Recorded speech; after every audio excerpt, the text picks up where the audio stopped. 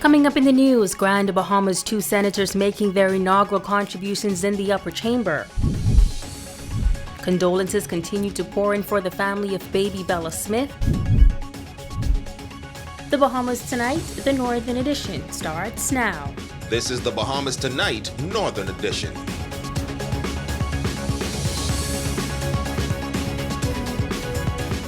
This is the Bahamas Tonight, the Northern Edition. Good evening, all. I'm Megan Shepard. Thank you so much for tuning in.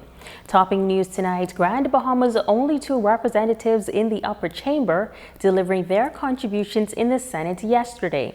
Senator James Rule Turner, noting that he is pleased with the government's blueprint for change announced during the speech from the throne, and he notes that most importantly, he's looking forward to an uptick in the local tourism sector. Jamila Mizik reports. Grand Bahamian Senator James Rule Turner making his inaugural contribution in the Senate on Monday.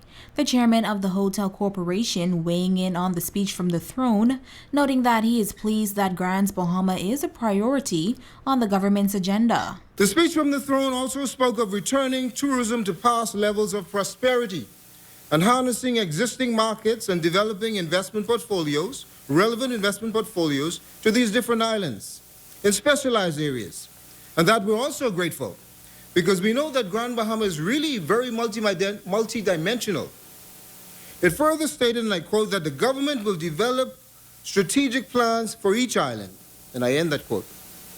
All of the family of islands now have reason to celebrate, for with just that statement, the game changes. No matter where you are, no matter what you think, it seems that we can all appreciate the value of restoring tourism because COVID-19 interruptions made it very clear what the value of tourism is to our country. Senator Rule Turner also speaking to the optimism being expressed in the Grand Bahama community regarding the sale and relaunch of the Grand Lucayan Hotel property, and he's hoping for an uptick in the local tourism sector. We witnessed the largest hotel on the island with the greatest potential outside of the nation's capital, the Grand Lucayan. We witnessed that hotel remaining in a virtually dormant state, a state that has become an embarrassment to the residents of Grand Bahama Island. You know, they sang a song there, and the song they sang then said, "Where's all the business gone? Somebody take it somewhere else." But these same people are now preparing for a new day, because after September 16th, they have stepped forward to claim that which is lost. The sense of optimism that is turning to our island is simply incredible.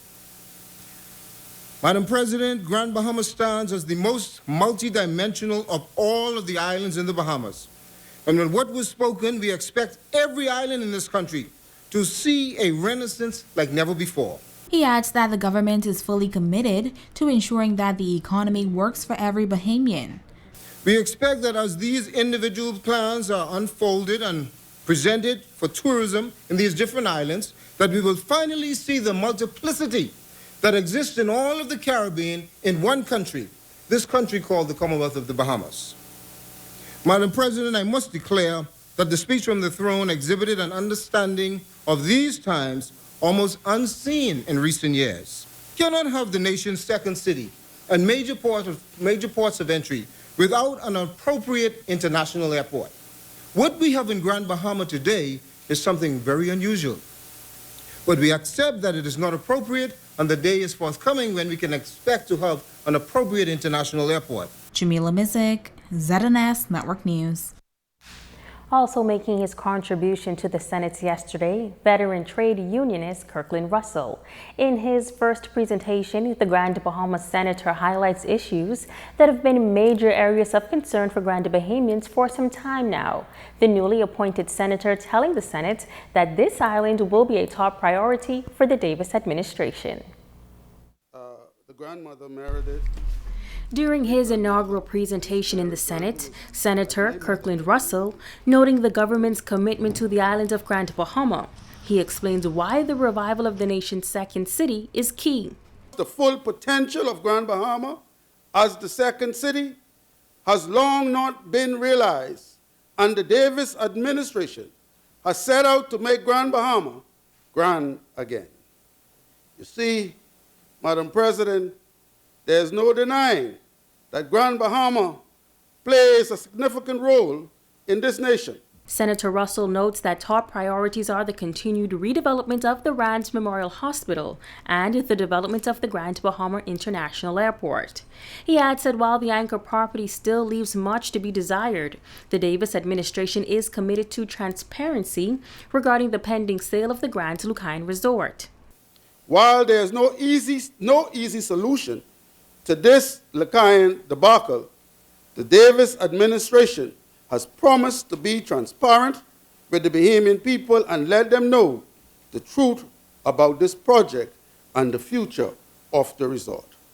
That is why, Madam President, I'm happy to see in the speech from the throne that the Davis administration has committed to developing an investment portfolio for family islands to promote an investor-friendly environment with a focus on an investment portfolio for specialized industry.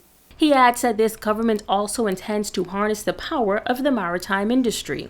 While Grand Bahama has always been known as an industrial hub and has always succeeded in that area, I believe that Grand Bahama can have the best of both worlds with its industrial side and tourism side. But we have to work hard to revive the tourism industry on the island of Grand Bahama. That will include rebuilding a first-class airport, improving the harbor terminal, and work feverishly to increase the island's room inventory. I will admit that we have a long way to go in reestablishing Grand Bahama as a premier tourist destination, but it is not impossible. Senator Russell also noting the high cost of electricity on the island. He says that when it comes to attracting new local and foreign direct investors, the cost of electricity is always a major concern. High power bills are said to be one of the reasons for many foreign businesses closing their doors and leaving Grand Bahama. While I cannot say for certain that it is the main reason, I do know that many businesses have shut their doors in the past few years.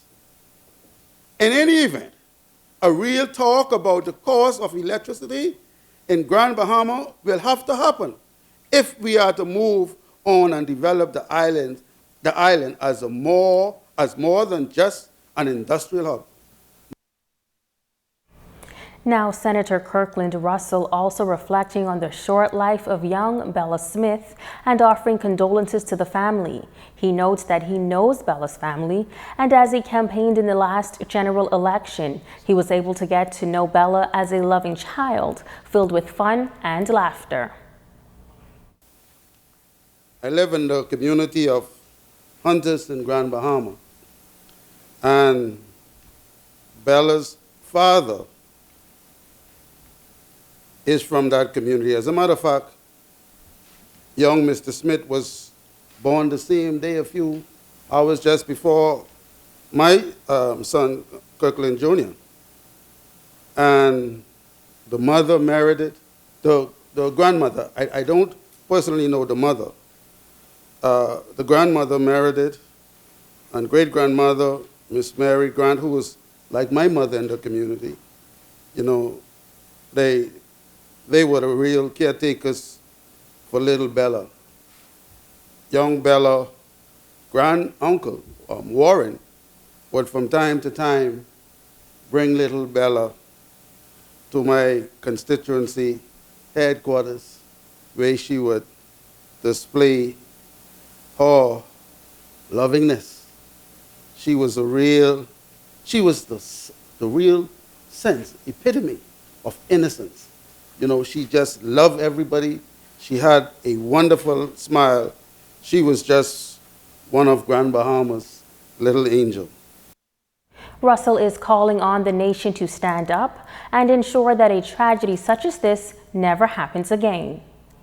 On behalf of my family and the entire community of hunters, I would just like to extend condolences to the family of Bella. Displayed here today by a lot of my colleagues demonstrates that little Bella, that a sword of sorrow has indeed pierced the heart of the Bahamian people. And it is my prayer that we never experience such a tragedy in this Bahama land again. Now, wife of the Prime Minister, Mrs. Anne Marie Davis, also issuing a statement on little Bella's tragic passing. She notes that it is unfortunate that it took the alleged heinous circumstances surrounding the death of 4-year-old Bella Walker to spark public outrage, condemnation, and a renewed focus on the issues of child abuse and child protection, adding that there is more than sufficient blame to go around for our societal failings in this regard. She expresses heartfelt condolences to the family of young Walker as they struggle and pray to make sense of this apparent senseless and unspeakable tragedy. She says her thoughts and prayers and that of the Prime Minister are with the affected families during this difficult period. Mrs. Davis remains confident that the relevant authorities will thoroughly investigate and secure swift justice for young Bella Walker. She commits the Office of the Spouse to working closely with the government, local NGOs, and her CARICOM counterparts to bring sustained public awareness, in addition to policy and legislative proposals designed to offer greater protection to the young and most vulnerable among us. She's encouraging Bahamians everywhere to be agents of change by lending their collective voices of outrage, intolerance, and advocacy in support of our children and the vulnerable. She says we are parents, sisters, brothers, and when we commit ourselves to consistently being our brothers and sisters' keepers, we can cause for a social and cultural shift in our behavior toward one another. And as condolences continue to pour in for the family of 4-year-old Bella Smith, among persons meeting with the family here in Grand Bahama, members of the Grand Bahama Christian Council. Tonight, the president is calling for a sense of community to return to this community that holds the protection of children in the highest regard. This is an atrocity. This is the worst of crimes that we've probably ever experienced in our country, and I would hate to see it ever happen again. President of the Grand Bahama Christian Council, Reverend Dr. Robert Lockhart, along with members of the council, meeting with the family members of Bella Smith, who reside here in Grand Bahama. Reverend Lockhart says they were able to hear about the loving, smart, and friendly person that Bella was, as well as pray with the family and offer support. They shared with us videos and pictures of the little girl. It's just it's really a sad situation that this whole country should be mourning over. I think little Bella, as in this incident, has become a part of all of us. But it also lets us know some of the dangers that are out there in regards to our little children, and we do need to do a better job as a country, as a nation, as a community, because as I hear the story, I can see that there were opportunities for this little girl to have been helped. Reverend Lockhart says that this unfortunate incident must awaken a greater sense of community and awareness that there are children living in unsafe conditions. He says that if you see or suspect a child is being harmed in any way, physically, emotionally, or sexually, you must speak up. If we pick up any signs of a child being in danger or being in the company of someone that is not safe for them to be with, even if they're a family member, friend, whatever it is, we know the circumstance that's here, and we all know, any of us that have dealt with young people and school-age kids, that this is something that is not new amongst us as a Bahamian people in our communities, but we must do a greater job and all pull together to make sure that this kind of atrocity never happens again. And to the mothers of society, his message is to never sacrifice your child to the altar of a relationship.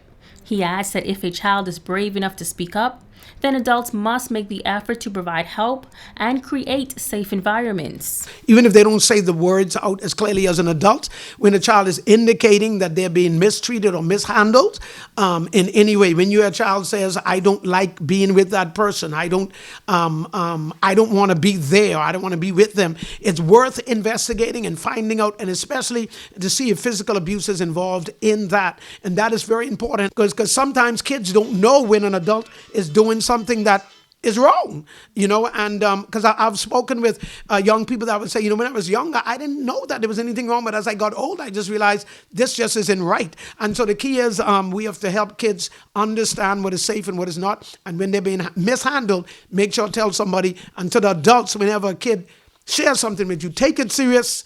Do not tell them you're lying, you're not telling the truth. Now, this Wednesday, November 10th, the family of Bella Smith is calling on the community for support and solidarity. They're having a gathering at the Independence Park, a march, and I want to encourage, especially all of our pastors and churches and the community at large, to be out to this march, to lend our voice to this protest against such an atrocious event that has impacted and taken the life of a 4-year-old little girl, which is, at this point, is all of our child. And to the wider community, particularly men, Reverend Lockhart says the cycles of abuse must end. Stay with us, there's more news right after this break.